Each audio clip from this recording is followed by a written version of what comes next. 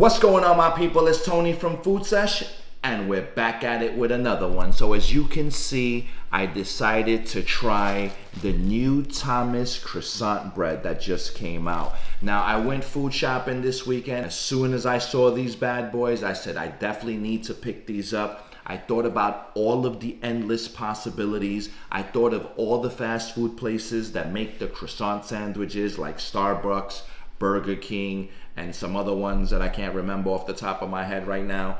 But we have it right here, guys. This is the Thomas Croissant Bread. And I could smell it through the bag, which is a plus. It feels nice and soft. Looks like you get like 10 solid pieces. What I like about the Thomas's Croissant Bread is that it's very versatile and you can pretty much customize it to your liking, from something as simple as butter, or you can do like a New York style bacon, egg, and cheese, or you could try to mimic like one of the sandwiches that like Starbucks or Burger King makes.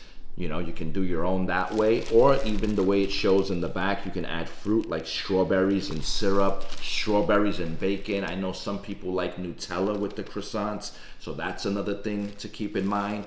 Basically, you can put anything you want in these bad boys, from tuna fish to meat to fruits to spreads, you name it, you can add it. But now the question is, are these Thomas Croissant Bread slices gonna be worth even putting anything on it? Because if it's not a good croissant style bread, you can simply just continue buying the croissants from your local bakery, or you can just stick with the sandwiches the way they are, and you don't even have to make anything on your own. But I feel the Thomas's Croissant Bread slices are a next level thing if done right. So we're gonna see if these are a hit or miss, guys. Stay tuned. What we're gonna do for the review is we're gonna open it up and we're gonna eat one of the slices from inside, not the top one, by itself, with no butter, no spread, no meat, no fruit, or nothing, because I wanna get the real flavor and see if these are even worth adding anything to them. So let's open it, guys.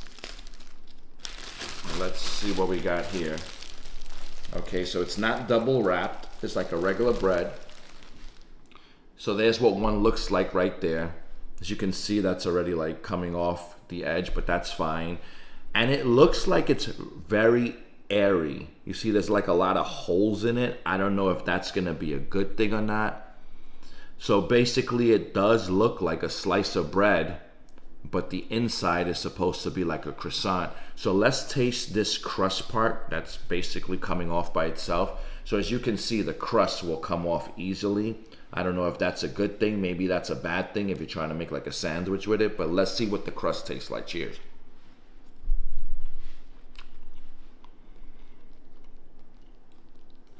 So I ate the crust and it was pretty bland.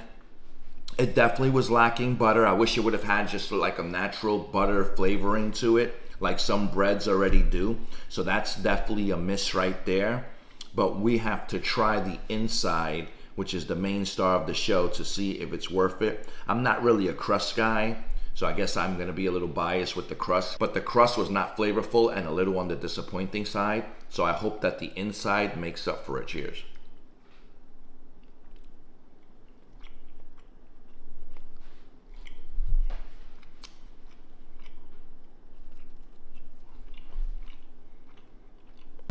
So I finished one of the slices of the Thomas Croissant Bread, and I gotta say, guys, I was disappointed. You're better off just getting a croissant. First of all, the crust was flavorless. It had no butter, and the inside was mediocre. Same thing, guys, hardly any flavor. You can add that yourself, but I have had plenty of croissants that had that nice buttery layer on top, and the inside tasted a lot better without adding anything to it.